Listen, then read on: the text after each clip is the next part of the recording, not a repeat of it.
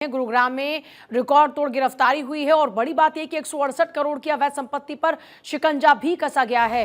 तो हरियाणा पुलिस का operation track down लगातार जारी है, जिसके तहत में 7500 से ज्यादा अपराधी पुलिस के हत्थे चढ़े हैं। गुरुग्राम में की गई रिकॉर्ड तोड़कर गिरफ्तारी और 168 करोड़ की अवैध संपत्ति को भी यहां पर उसके खिलाफ भी कार्रवाई की गई है, उस पर भी शिकंजा कसा गया है।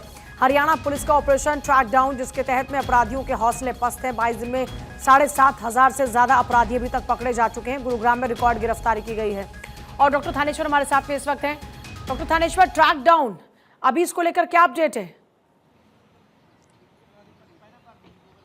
देखिए, ऑपरेशन ट्रैकडाउन के तहत पुलिस एक के बाद एक जो अपराधी हैं, जो गैंगस्टर हैं, उनके खिलाफ विशेष अभियान चला रही है। उनको एनकाउंटर कर रही है, जिनके उनके पैरों में गोलियां मारकर घायल कर हॉस्पिटल में डाल रही है। जब से ही ओपी सिंह ने जो डीजीपी का पद संभाला था, पद संभालते ये कहा था कि या तो अपराधी हरियाणा छोड़ जाए या अपना सरेंडर कर दे चुपचाप। जब सरेंडर नहीं हुआ तो ऑपरेशन ट्रैकडाउन के नाम से ऑपरेशन ट्रैकडाउन चलाएगा, जिसमें कि लगभग अब तक कल रात तक का जो आंकड़ा निकल के आ रहा है, 7500 जो गैंगस्टर थे, जो गैंगस्टर बड़े अपराधी है, जो सामूहिक अपराध चलाते थे, संगठन अपराध चलाते थे, उनके खिलाफ विशेष अभियान चला उनको कहीं ना कहीं इनकाउंटर करते हुए वैसे गिरफ्तार करके सलाखों के पीछे भेजा गया और 168 करोड़ की संपत्ति जो है पुलिस ने वो जब्त की है। और इसके साथ साथ 95 के करीब अवैध असला बरामद हुआ है, 237 के करीब जिंदा कारतूस बरामद हुआ है। इसके अतिरिक्त और भी काफी असला है जो पुलिस को बरामद हुआ है और भी कई पुलिस को इससे लीड मिली है, जिनसे पुलिस आगे अलग अलग तरह के जो पीछे काफी समय से लंबित अपराध थे, जिनको की पुलिस सुलझा नहीं पा रही थी, उनको भी सुलझाने में उन्होंने काफी ज्यादा सफलता मिली है। डीजीपी का कहना है कि ऑपरेशन ट्रैकडाउन के तहत जिस तरीके से सफलता मिल रही है,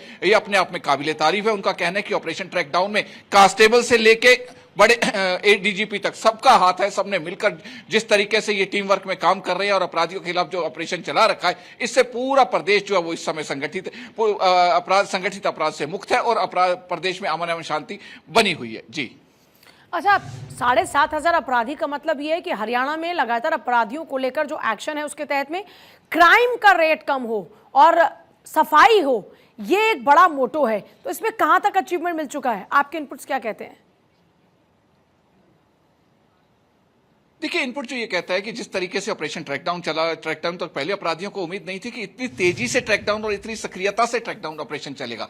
लेकिन जैसे ही ऑपरेशन ट्रैकडाउन के तहत पुलिस ने एकदम सक्रियता दिखाते हुए एक के बाद एक अपराधियों की धरपकड़ शुरू की, तो उसके बाद काफी अपराधी जो थे पुलिस की गिरफ्त में आ गए और काफी अपराधी थे। चूंकि हरियाणा का जो सिनेरियो है जोग्राफिकल, वो ऐसा है कि इसके एक तरफ पंजाब लगता है, दूसरी तरफ राजस्थान लगता है, तो एक तरफ हिमाचल लगता है। वो हरियाणा से छोड़ के अदर स्टेट की तरफ डाइवर्ट हो गए हैं और उसको भी गिरफ्तार करने के लिए उनसे अगर पुलिस को लीड मिलती है कि इस अपराध से जुड़े हुए जो लोग हैं वो अलग अलग स्टेट में है, तो पुलिस वहां तक जाकर उनको गिरफ्तार करने का प्रयास कर रही है। वहां की पुलिस से भी उन्होंने संपर्क कर रखा है। बॉर्डर जो हरियाणा का जो बॉर्डर एरिया, चाहे वो राजस्थान है, चाहे पंजाब है, चाहे हिमाचल है, चाहे दिल्ली है, सबसे पुलिस जो है अपना संबंध स्थापित कर रही है और ये पता लगाने का प्रयास कर रही है कि जो उनके क्षेत्र के अपराधी हैं, यदि उनके बॉर्डर पार करके दूसरे स्टेट में चले गए तो उनको भी गिरफ्तार करके सलाखों के पीछे भेजा जाए, ताकि हरियाणा को जो ओपी सिंह ने एक ध्येय लेके चले थे कि हरियाणा को अपराध मुक्त करना है, उसमें उन्हें पूर्णतः सफलता मिल सके। जी अच्छा, ये जो अपराधी अभी तक पकड़े गए हैं, इनका क्या बैकग्राउंड है? मतलब ये चोरी करने वाले हैं, मर्डर,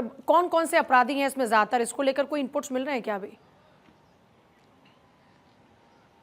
देखिए, 7500 अपराधी हैं। कोई एक तो अपराधी नहीं है कि जिनके बारे में बैकग्राउंड खंगाला जाए। 7500 अपराधी हैं। जो डीजीपी से मेरी बात हुई, उन्होंने कहा कि इसमें संगीन अपराध से लेकर माइनर अपराध तक सब शामिल है।